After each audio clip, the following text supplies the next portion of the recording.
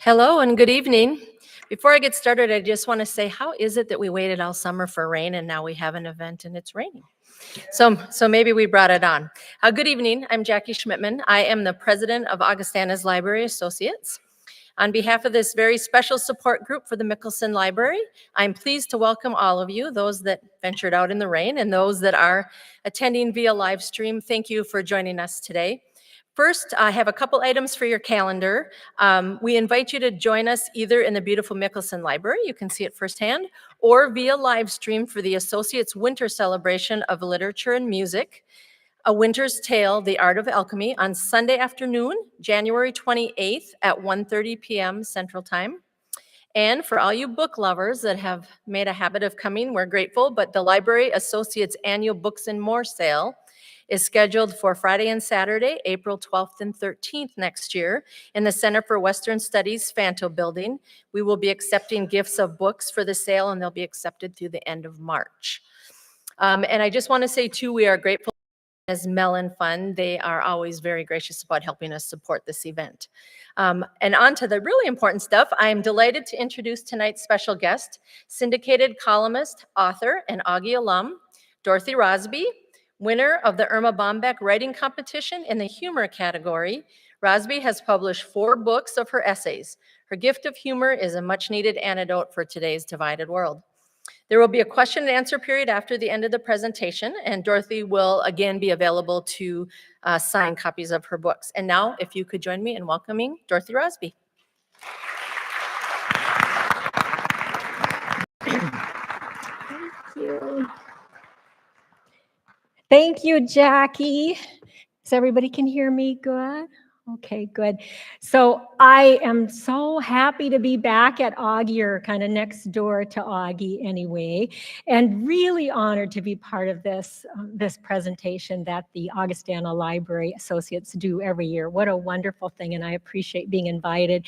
Today, Ronell took us, my husband and me, on a tour of the library, and it just kind of reminded me, I spent a lot of time in that library when I went to college here, many years ago, and not all of my memories of the library are good, you know. The night before debate, ooh, that was a scary thing. But I have a really good memory of the library, and I'm going to share it with you just quickly, and then I'm going to read you something. But I want to share this story with you because of my tour of the library today. So if this were a published story, I would call it Love at the Library. That isn't quite accurate, but I think it makes it sound more interesting, don't you think? So here's what happened. So when I was going to Augie, there was a painting at somewhere in the library where I could see it often when I studied, a great big painting, and I just fell in love with this painting. It was very bright colored. It was of a hallway. It was of a hallway, and the floor on the hallway had like black and white tiles, and there was a seagull flying down the hallway, and there were these two balls, a big red ball and a big red ball, rolling down the hallway, and they were all headed towards a sunshine at the back of the hallway. And I just love that painting. I just fell in love with it. I think maybe the light at the end of the tunnel represented something to a student who was terribly overwhelmed. It was like, there's a light at the end of the tunnel. So about 5 years after I graduated from Augie, I was living in Rapid City at the time, and I met this man, this handsome man, this good-looking guy, and I had just an instant crush on him. He was working at a frame shop there as a framer in Rapid City, and we got to talking, and I discovered that he had also graduated from Augie, and somewhere in the course of our many conversations, I discovered that he had painted that painting. So I went ahead and married him. And I did, and we have been married now 35 years. He's sitting right there, my husband, Wayne. So it was almost love at the library, but not quite. So I was going to read you something before I talk about my writing journey, such as it is. I'm going to read you something, and this is from my first book. The book is called, I Used to Think I Was Not That Bad, and Then I Got to Know Me Better. And you will find as the evening goes on that I have a little issue with big, long titles, and someday I'm going to write a book that's just called like, Wow, or maybe bestseller or something like that, but this is a really long title. By the way, this is a book about self-improvement kind of humor, the book for people who read self-improvement and never get any better. It's about things like diet and exercise and prosperity and relationships and anxiety and communication, those kind of things. So this is called How to Win Friends and Remember Their Names. Many years ago, I read How to Win Friends and Influence People by Dale Carnegie. All these years later, I have some friends, but no influence whatsoever. Still, I did pick up a few pointers that I continue to use today. Some of the most useful have to do with remembering names. Mr. Carnegie advised that when we meet someone new, we should try to use his or her name often in the ensuing conversation. Nice to meet you, Jack. Isn't the weather nice, Jack? Is that spaghetti sauce on your jacket, Jack? Meanwhile, look closely at Jack until your mind begins to associate his name with his appearance, or until he says, I'm not Jack. According to Dale Carnegie, this was the strategy used by Napoleon III, Emperor of France and nephew of the Napoleon.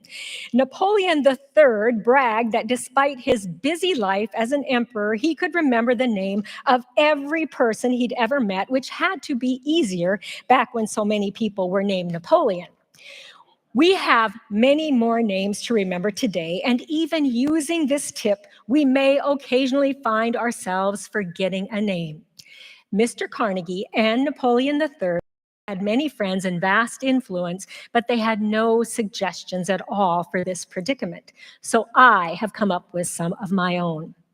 First, before it happens to you again, come to an agreement with your spouse or significant other that if you fail to introduce, it doesn't necessarily mean you lack manners, although you might. It simply means that you cannot remember the person's name, and they should not press the issue by saying, "Dear, where are your manners?" Under these circumstances, there is a chance that nameless face may actually come to your rescue and introduce herself. Then you can say, I'm sorry, I thought you'd met. You could also try introducing your spouse and hope that nameless face will pipe up with her own name. I'll demonstrate. This is my husband, then fill in the name, which presumably you know. Then stop. Nameless face and your spouse will both look at you expectantly, waiting for the other half of the introduction. Smile back, but say nothing. If nameless face has any manners at all, she will jump in after a few seconds of dead air and say, I'm so-and-so. Then you can say, I'm sorry, where are my manners? This way, so-and-so will not know that you forgot her name, although she may think you have no manners. The situation becomes more complex when you encounter nameless face, uncertain identity. Recently, I ran into a couple at the grocery store who spoke enthusiastically 5 minutes about a variety of benign topics, including the weather and the joys of grocery shopping. And meanwhile, I was thinking, who are you and why are you talking to me? The best strategy in this situation is to make a quick escape. But they had me cornered by the frozen food, so I smiled and encouraged their chatter, sure that if they talked long enough, they would eventually give me some clue to their identities. When that didn't happen, I became convinced that they had me confused with someone else. I excused myself, thinking how embarrassed they were going to be when they saw that person the next time. Then as I slipped away, the woman said, "It was so good to see you, Dorothy." Lucky guess. That brings me to the most complex situation of all. Wrong name, wrong person, wrong everything. Recently, I bumped into an acquaintance. I greeted her warmly, but she remained reserved, even cold. I tried harder. She backed away. Maybe she didn't remember my name, or maybe she just didn't like me. But as she hurried away, it hit me. She was not who I thought she was. Not only did she not know my name, she didn't know me, nor apparently did she want to. One more person I'll never have any influence over. That's the end of that one. So I graduated from Augie in 1982 with a degree in communication and journalism and a minor in English. And while I was here, I just had the most wonderful professors. I was talking with a lot of people earlier about some of those. I had Arthur Husabo, and I had Michael Fow, and I had Sandra Looney, and just too many to mention, really wonderful professors. Ron Robinson was my journalism professor. Maybe some of those names sound familiar to some of you.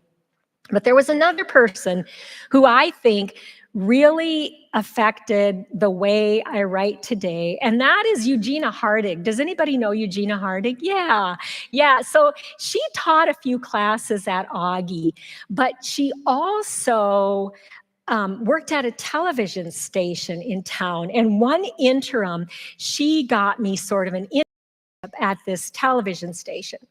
And she also got me involved at, is it KAUR, the campus radio station, KAUR? She got me involved there. And, you know, I went on from college to about a 10-year career in radio. And in broadcasting, it's very important that you write sparely. You know, you can't waste a lot of words in journalism. You can't, well, unless you're in cable news, I guess you can, but I'm sorry. But anyway, so you can't, you write, you don't waste words. And so that was one of the things I learned. But another thing I learned writing for broadcasting was how to write for voice. And I still try to do that. I wrote news and I wrote advertising and I was an announcer and all of those things. And I really learned there how to write for voice. So even now when I'm writing, I try to write like I talk. It's almost like I want my reader to almost, you know, hear my voice in their head while they're reading, which is probably kind of scary for some of you, but I do try to do that. So that really affected how I write. And then after I left college, it was long after that, I joined a club called Toastmasters. Is anyone familiar with Toastmasters? So for those of you who don't know, it's an international organization with people, members of local clubs, and you practice your public speaking skills there. And it was in that setting where doing speeches that I actually, my column writing career kind of kicked off from there, because I found very early on that I like doing the humorous speeches the best. So I competed in some humorous contests and even won some, and eventually won at the highest level that the contest went to at that time, which was a regional contest held in Winnipeg. And I did a speech about Publishers Clearinghouse sweepstakes. And I never won $1 million sweepstakes, but I did win the first place trophy, which was almost as good, right? So about a year after that, I took some of my speeches and I typed them up and I polished them up and I sent them to my local paper and pitched a column, and they agreed to take me on as a humor columnist. So that was really how I started. And after that, I started promoting to, whoa, is that wind or a ghost or air conditioning or what is that? It's a ghost. I don't know. I'll talk as loud as I can. But anyway, so after that, I did promote to other papers across the West and the Midwest, and I now write for about 40 publications in about 10 states, and then several local publications in Rapid City. Excuse me. So that's how that started. I also blog. So if you are a glutton for punishment, you can go to my website, DorothyRosby.com. You can sign up, and I promise you will not be inundated because I'm just not that productive. But I've been writing now humor for 27 years. So I've had to have a lot of ideas in that time. And lucky for me, I have sort of an obsessive compulsive system for like capturing ideas when they come to me. It's a good thing because running out of ideas would be, kind of the death of me. So when it comes to my writing process, I have to say that it's kind of annoyingly predictable. I have this like brilliant idea. I think it's going to be the best thing I've ever written. I'm like excited and motivated and enthusiastic for about half an hour. And then it seems like everything kind of degenerates into work. And at that moment, were it not for a deadline, I may succumb to, writer's block or a rousing game of computer solitaire or something. But because I have a deadline, I don't know, does anyone in here do any writing? Probably yeah. So I don't know if you're going to agree with me about this or not. And it does pain me to say it. But a deadline is a gift to a writer. Painful gift, like getting socks for Christmas or something. But it is a gift for me. It forces me to do the one that stops writer's block dead cold, and that is it forces me to write something, anything, in the general idea of this brilliant idea I had.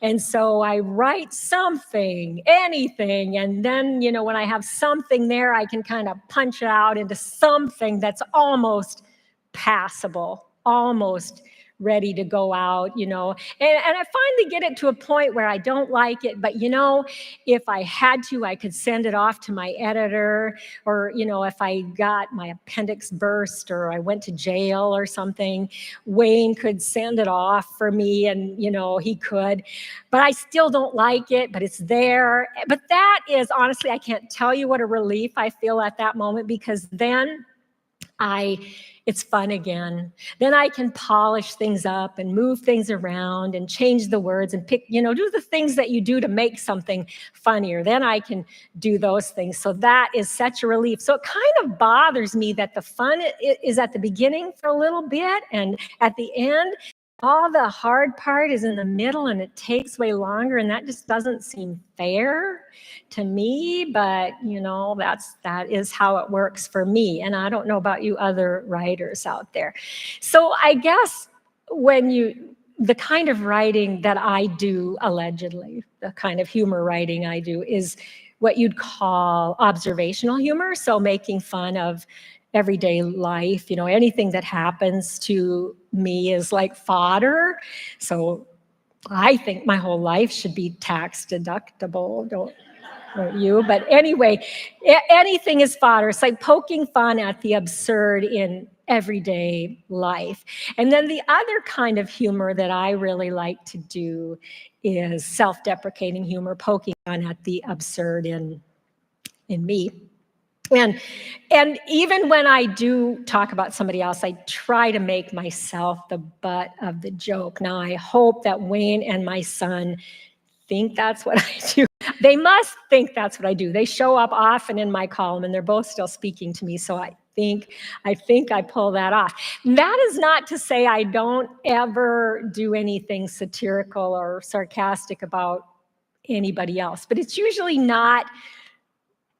It's not your everyday person. I've written satire a few times. So like about Big Pharma, about Equifax when they had that data breach and that really made me mad, and Congress, which is like shooting fish in a barrel, kind of poking fun at them. Oh, and oligarchs. I did quite a column about oligarchs when Russia invaded Ukraine, and then there was all that talk of oligarchs, and I just couldn't help myself. So I did write about them, but I don't think any of those guys read my column anyway. So it was okay. I didn't hurt anybody's feelings, and nobody was mad at me. So occasionally I do that, but normally I really do like to just use self-deprecating humor, and it's kind of counterintuitive maybe why, but I honestly think that it is the most relatable to an audience, because when, it's kind of a mirror, or excuse me, a window into my faults and foibles and goof ups, obviously, but it's also a mirror to my reader, because I tell my stories and then they think of theirs. At least I hope that's how it works. So for example, when I once left the gas nozzle in the tank and drove away with it. And I admitted that in a column because I had a deadline. Otherwise, I would never admitted it. But I had to write about something. So I wrote about that. Well, I had many people tell me that they had done the same thing. So see, I think they're relieved that they're not the only ones. And I'm certainly relieved that I'm not. So I'm glad when people tell me that. So yeah, I do like self-deprecating humor the best.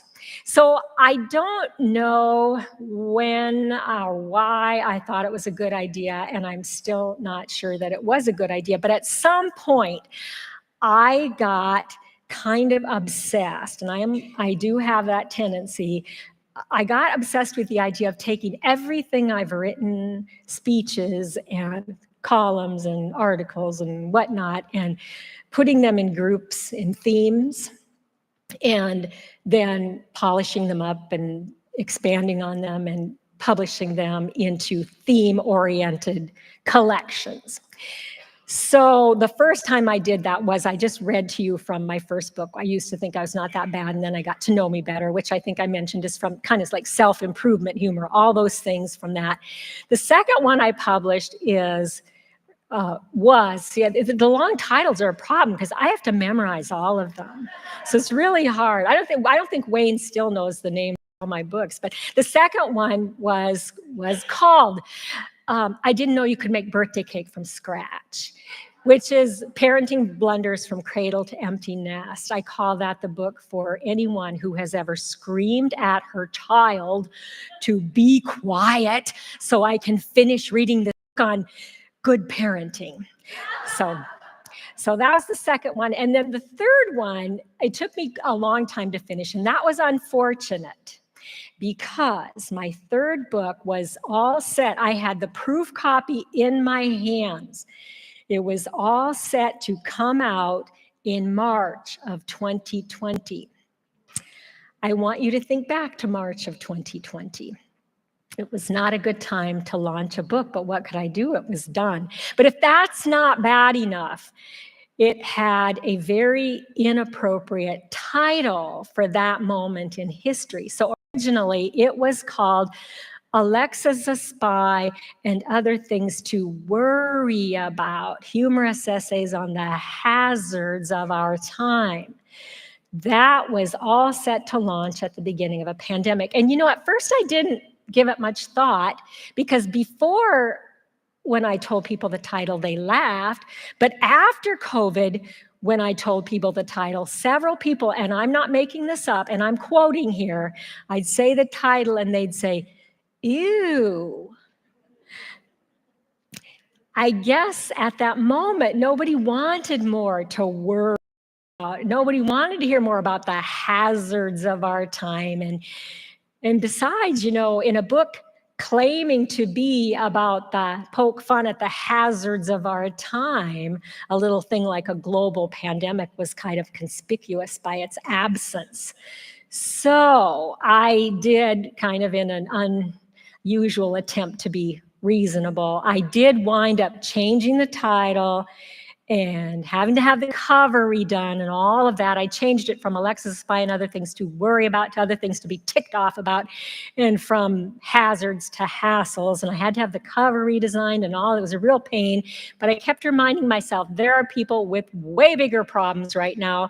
Just knuckle down and do it. So I did, and I still don't like that title very well as well, but I guess, you know, probably beats calling it the book formerly known as Ew, right? So yeah, so that was a strange time. You know, I didn't even do any live book signings. I didn't do any live anything. It was all that, but that's when I discovered online things, and those kind of things have lasted. The online, you know, they're live streaming this, and all of those things lasted after COVID. So that's, I guess, one of the silver linings. I almost wore sweatpants tonight because I'm so used to being at home. But then finally, my last book came out last November, and it is called "'Tis the Season to Feel Inadequate," because a lot of people do start feeling inadequate, you know, Christmas, holidays, all of those things. But it actually is more than just Christmas. The subtitle is Holidays, Special Occasions, and Other Times Our Celebrations Get Out of Hand, because we do have a way of putting a lot of expectations on ourselves in the holiday season, I think. So that's what that one was called. And well, you know, because it goes through the year, Christmas and New Year's and things, you know, we have Thanksgiving and all the holidays in there, but also some other events like class reunions, weddings, Friday the 13th, leap day, all of those kind of things are in there.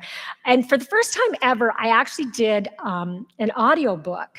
I've never done that. I've always wanted to be, I just always wanted to, because, well, I am an former radio person. And I really thought it would be kind of fun. I could, you know, people could drive to grandma's while they're listening to it or whatever.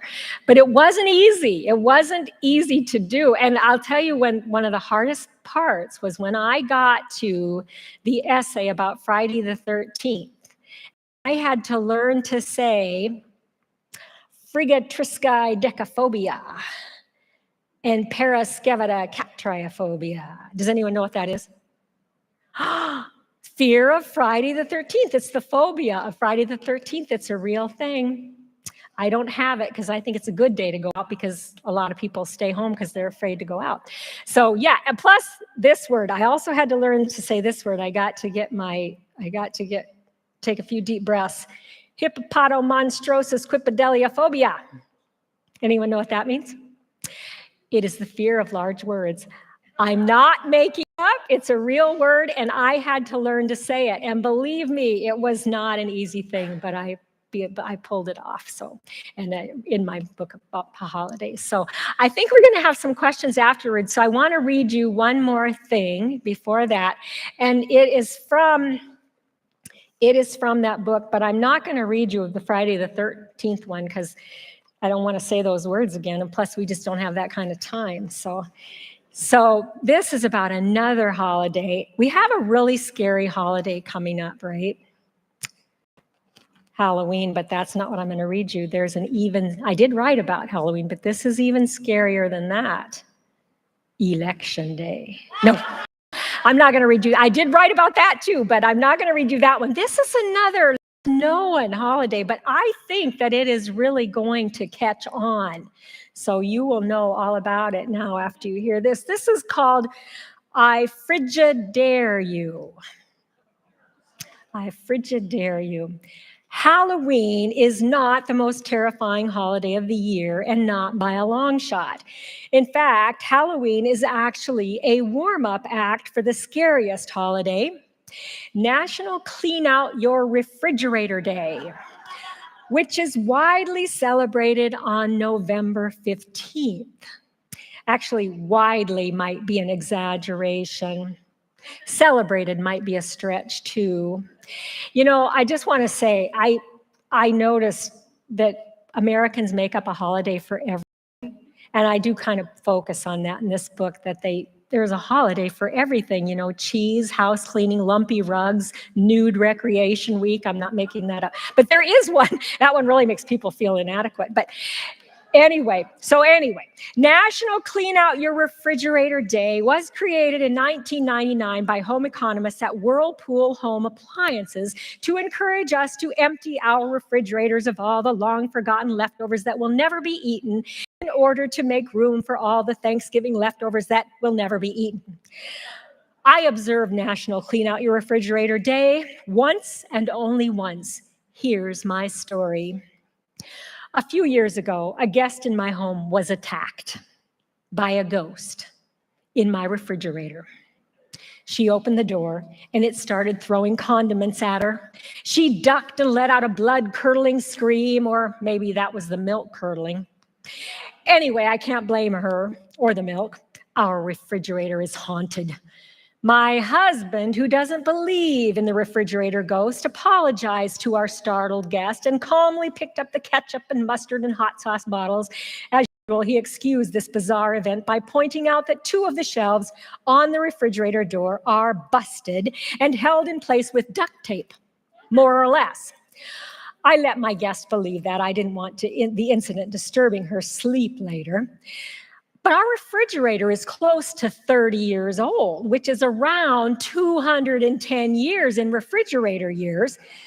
It's trauma and tragedy that lead to haunting, and a lot of both take place in the life of a household appliance in 210 years. Ours withstood the move across town. It stored countless cooking disasters, and scarcest of all, it endured our teenager, his teenage friends, and 5 teenage exchange students. This is no small thing.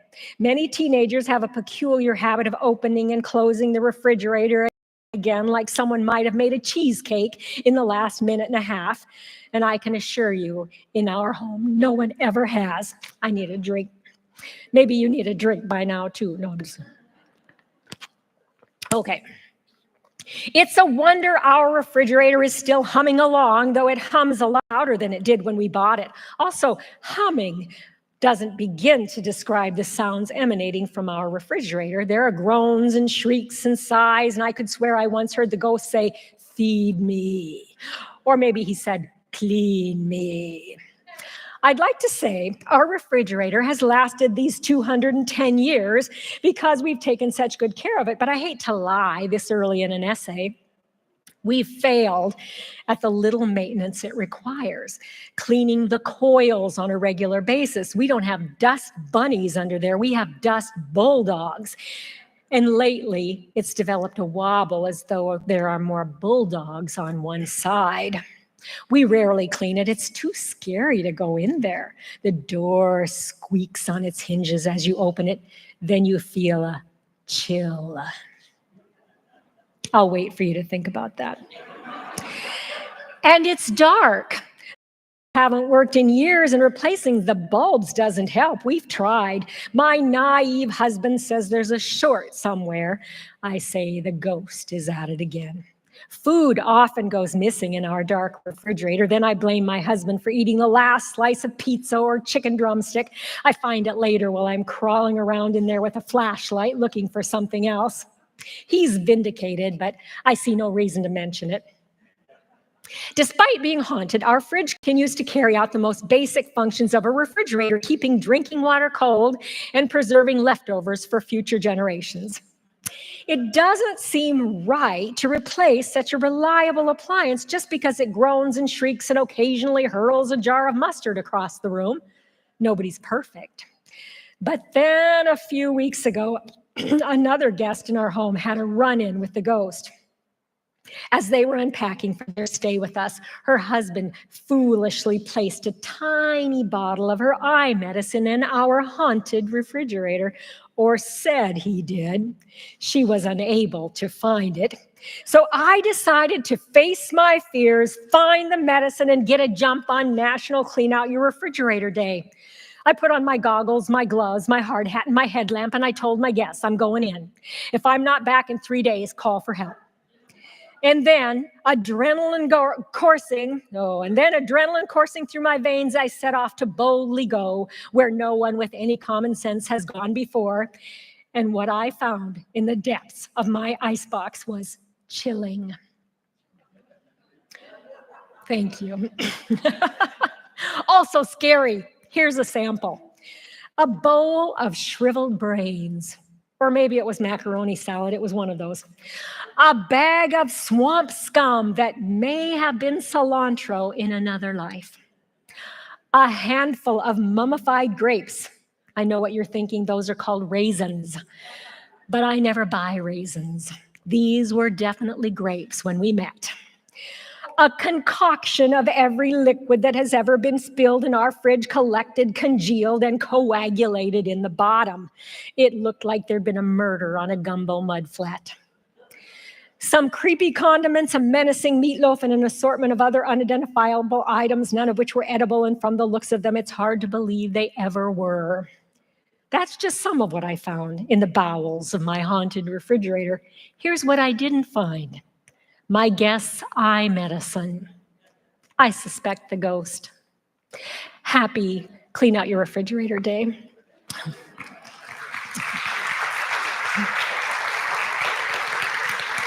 I know you'll all be celebrating that now this year. It's what I say, November 15th, so get right on that. So I guess we have some questions if anyone has any questions.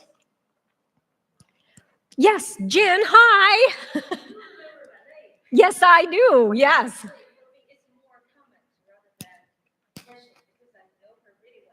you said, I guess I'm one of your friends, and you actually influence me a lot. So just be happy that you do influence somebody. You have influenced somebody. One of the things I influence is when I like the chocolate, I was wondering whether Dorothy would like it. If you know her, this girl loves chocolate more than anybody I know. Oh, you are so nice.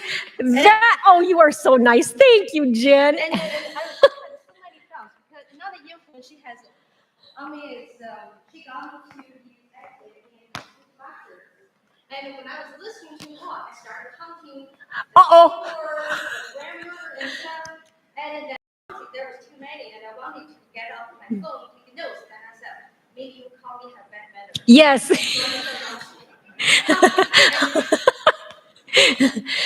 I'm so glad to see you. Yes, you too, and thank you for the chocolate. I actually wrote about chocolate in an essay about Easter because I am very fond of it. For those of you who didn't hear, Jen just recently moved to Sioux Falls from Rapid City, and she was in my Toastmaster club at one time. And what she is referring to is, in Toastmasters, maybe you've heard this, they count your uhs and ums. So I thought I was like, free. And they charge you a nickel for each one. But I thought I was off the hook tonight, but here she is. So she's probably going to report this to my club, and I'll have to put, $1 in the kitty or something. But thank you, Jen. It's wonderful to see you, and thanks for the chocolate. She's right. I have my love of chocolate is legendary, really. So does anyone else have a comment or question? And I hope no one else was counting my ums. Lanny. Marbles in a tin can, a coffee can, if you set it up. Oh, I better go back up here. I think we're videoing, so I better stay up here. Sorry. Did they really? So it didn't cost you anything. That's great. Oh, okay. Oh, I see. They wanted to embarrass you. Okay. Well, that's a good idea for everybody else but me. I'd rather they didn't do that for me. Anybody else have a thought, comment, or question? Anybody else in Toastmasters in here? I highly recommend it. And you recommend it? Yeah, it's a good thing. Yes. What is your week like?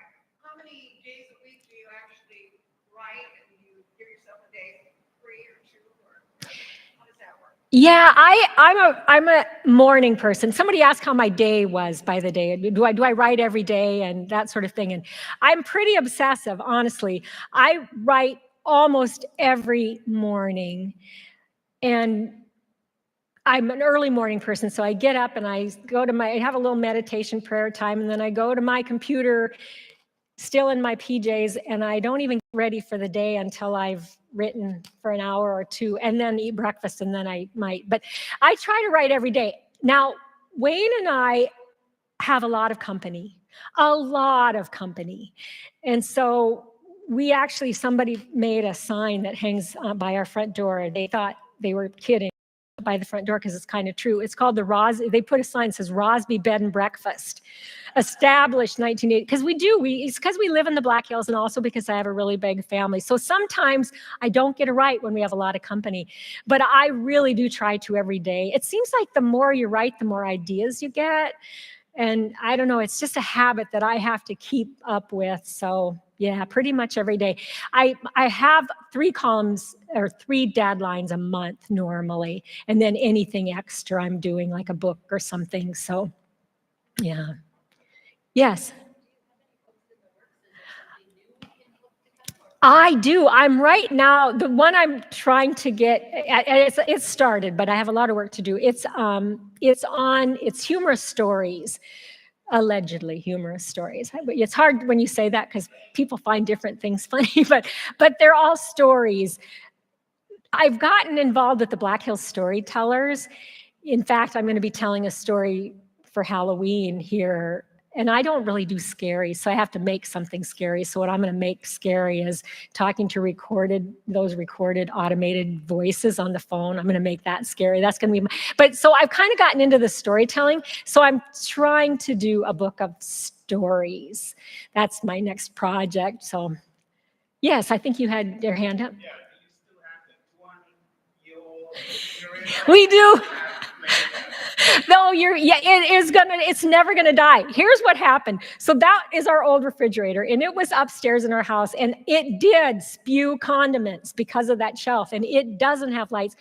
But so at the beginning of the pandemic, we thought we had better get a new refrigerator because we need to store food, and that thing's gonna die, and everything's gonna rot. So we moved it to the refrigerator, or to the basement, and we got a new one, and we have like beverages, and I store it for food with all the company. It's in the freezer, so we're using it.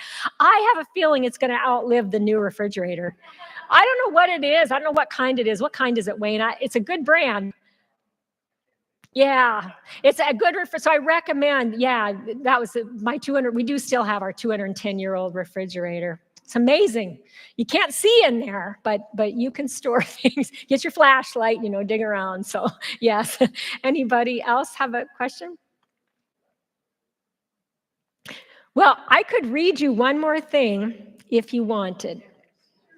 And then you could all go home because I'm not going to share this chocolate. I'm not going to share this. So this one I'm going to read is mercifully short. And this is something that happened, and this is a very true story. And it took my husband and I a very long time to get over this. It's a true story about the Thanksgiving we had. This is called Paltry Poultry. Most Thanksgivings, you'll find my husband and one of my brothers at our dinner table gnawing on turkey legs like a couple of peasants at a Renaissance festival. And he never said so, but I suspected my spouse considered it a silver lining of the pandemic that he'd have both drumsticks to himself on Thanksgiving 2020. Even though we were going to be alone for the holiday, he'd been adamant that we have the whole feast, so I'd selected the smallest turkey I could find. On Thanksgiving morning, he began to prepare it as he does every year. I was pondering how quiet our holiday was going to be compared to previous years when I heard frantic hollers from the kitchen. There's no legs, there's no wings, there's no pop-up thing. I rushed to the kitchen only to discover that someone had indeed stolen our turkey's appendages. It was barbaric.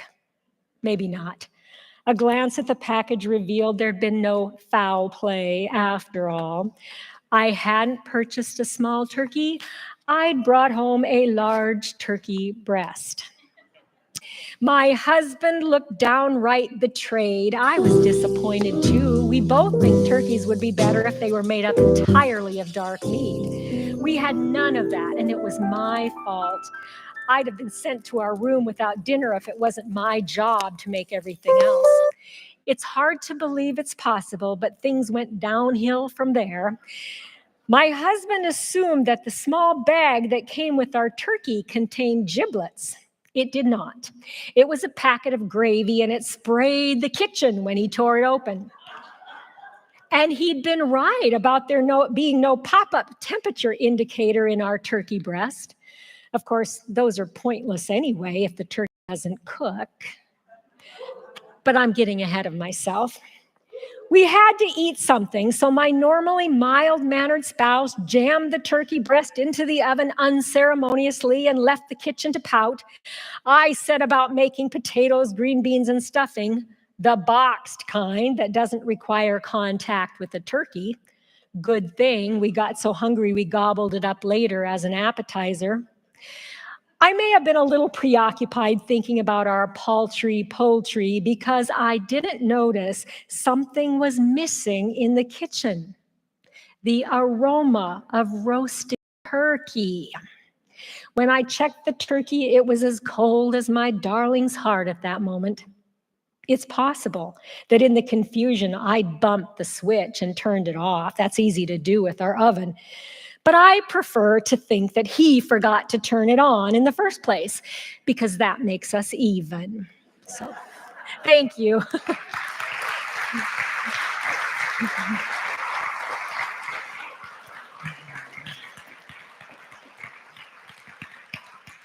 I don't know if there's a wrap-up act or something, or if I should do a little dance, or thank you. Thank you. Thank you for joining us. Again, she will be out signing books if you want to do that, and travel safely home. Thank you. See you next year.